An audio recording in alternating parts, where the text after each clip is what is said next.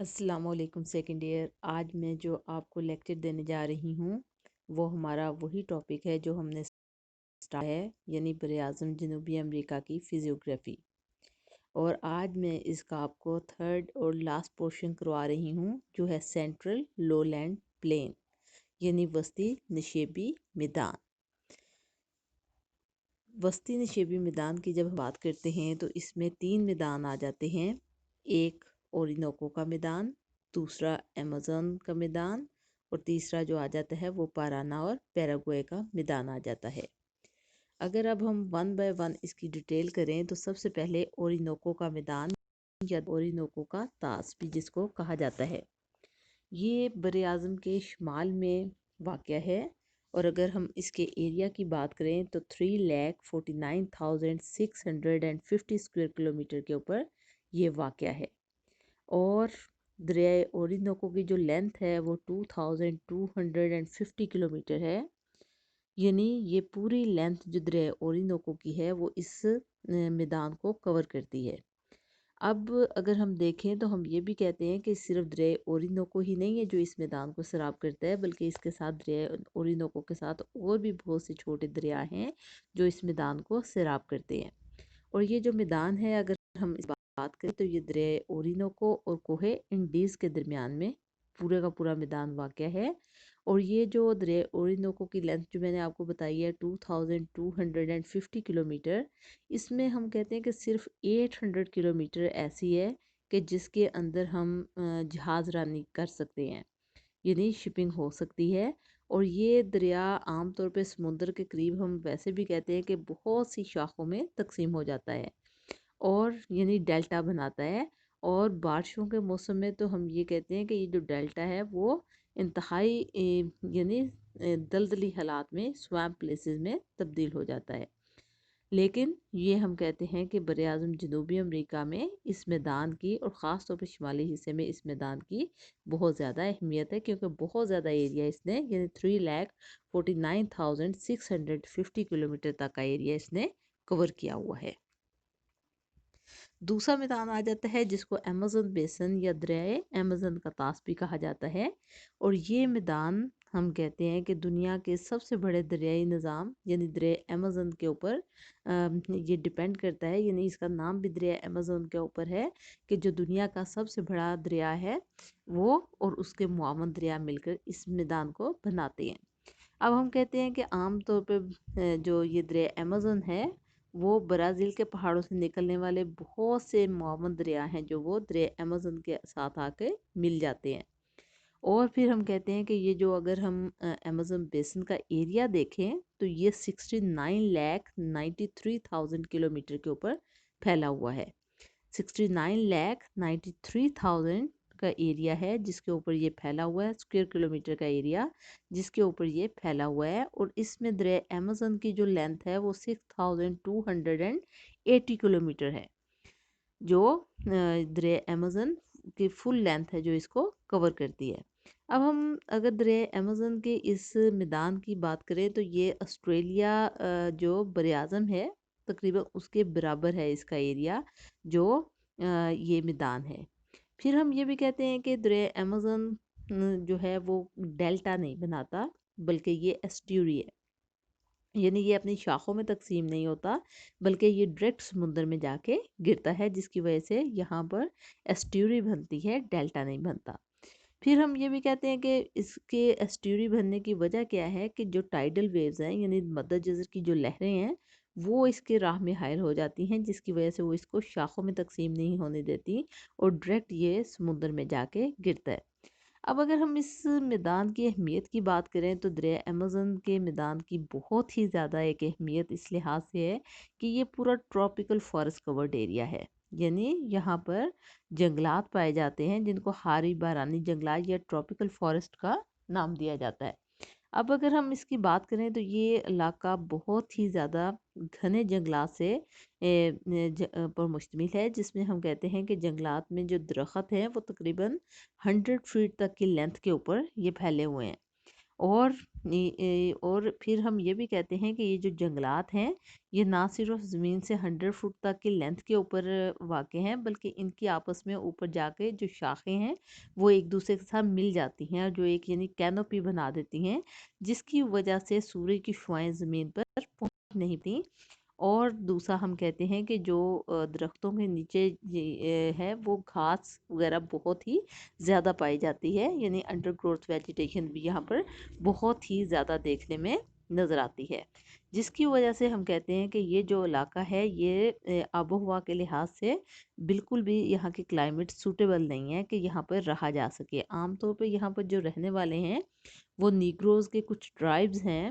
جو یہاں پر شروع سے رہتے ہیں، لیکن یہ ابھی بھی یہ جو علاقے ہیں وہ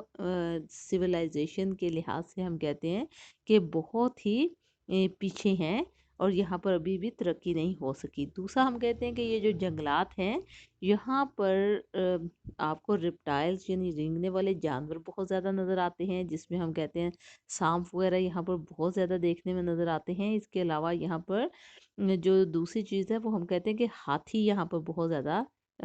جانوروں میں پایا جاتا ہے۔ اب اگر ہم اکنامیکل پوائنٹ آف ویو سے دیکھیں تو ہم کہتے ہیں کہ یہاں کی اہمیت اس بیسن کی یہ ہے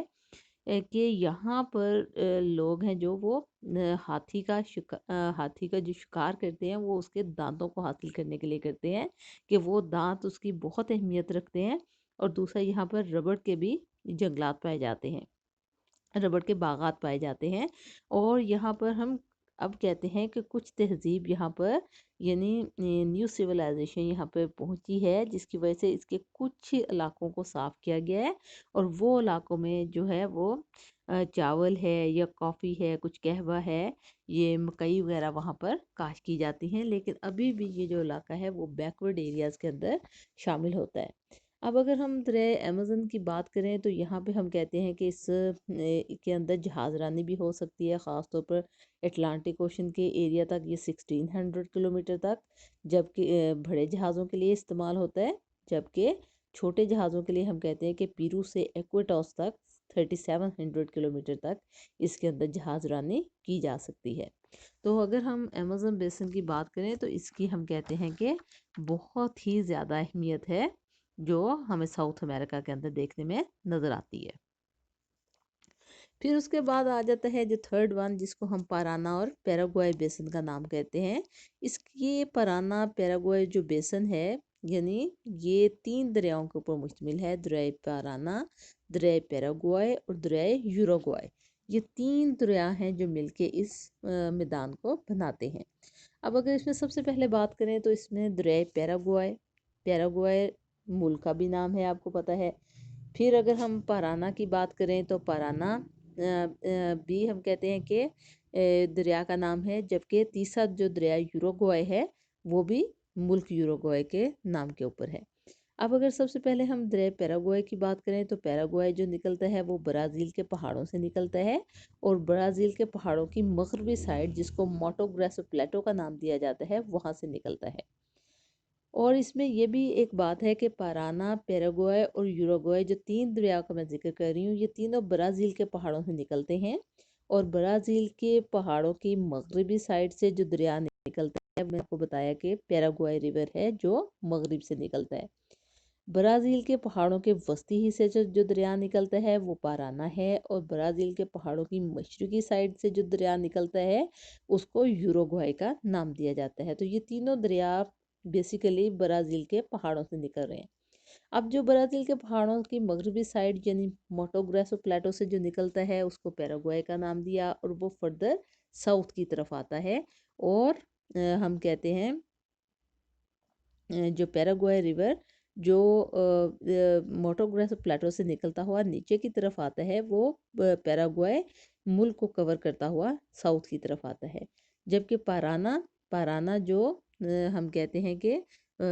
وسطی حصے سے نکلتا ہے برازیل کے پہاڑوں سے، وہ بھی فردر ساؤتھ کی طرف آتا ہے۔ اب جب یہ دونوں دریا نیچے کی طرف آتے ہیں تو یہ ہم کہتے ہیں کہ آپس میں مل جاتے ہیں، لیکن یہ بیسیکلی جو پارانا ہے وہ پیراگوئے کے ساتھ مل جاتا ہے، اور پھر ہم کہتے ہیں کہ ان دونوں دریاؤں کے جہاں سے ملتے ہیں وہاں پر جہاز رانی بھی کافی ایریا میں کی جا سکتی ہے۔ अब तीसरा दरिया जो यूरुग्वाय रिवर है, जो ब्राज़ील के पहाड़ों की मशरक़ी साइड से निकलता है, वो जब फर्दर साउथ की तरफ आता है, तो वो भी हम कहते हैं कि मुल्क यूरुग्वाय को कवर करता हुआ नीचे की तरफ आता है, और यूरुग्वाय और अर्जेंटीना के जो घास का मैदान जिसको पेम्पॉस का नाम देते हैं, वहाँ से गुज़रता हुआ फर्दर साउथ की तरफ आता है। और वहाँ से आता हुआ ये दूसरी तरफ से जो पाराना और पैराग्वाय जो मिल के एक दरिया बनाते हैं, जिसको हम पैराग्वाय के नाम से फर्दर आगे लेके जाते हैं, तो वो दरिया के साथ ये मिल जाता है। लेकिन मिलता कहाँ से है यूरुग्वाय रिवर? ये ब्यूनस आयरस यानी अर्जेंटीना में ये जाके मिल जाते हैं तीनों दरिया। और फिर ये तीनों दरिया एक छोटी सी खलीज या गल्फ जिसको रियो डी ला प्लाटा कहते हैं, उसके अंदर जाके गिर जाते हैं। और तो इसलिए ये हम कहते हैं कि ये जो तीनों दरिया हैं, ये साउथ अमेरिका के काफ़ी ज़्यादा एरिया को कवर करते हैं, जिसमें पराना और पैराग्वाय जो है वो मगरब और वस्ती हिस्से को कवर करता हुआ पे पास के इलाके में आता है, जबकि इसी तरीके से यूरुग्वाय रिवर है जो मशरकी हिस्से को कवर करता हुआ, यूरुग्वाय को कवर करता हुआ अर्जेंटीना में ब्यूनस आयरस में जाके इनके साथ मिल जाता है। और मिलने के बाद ये जो डीला प्लाटा के अंदर जाके गिरते हैं, छोटी सी खलीज है। और ये हम कहते हैं कि इस तरीके से काफ़ी ज़्यादा एरिया को सैराब करते हैं ये तीनों के तीनों दरिया, इसीलिए इसको पराना और पैराग्वाय के मैदान का नाम दिया जाता है।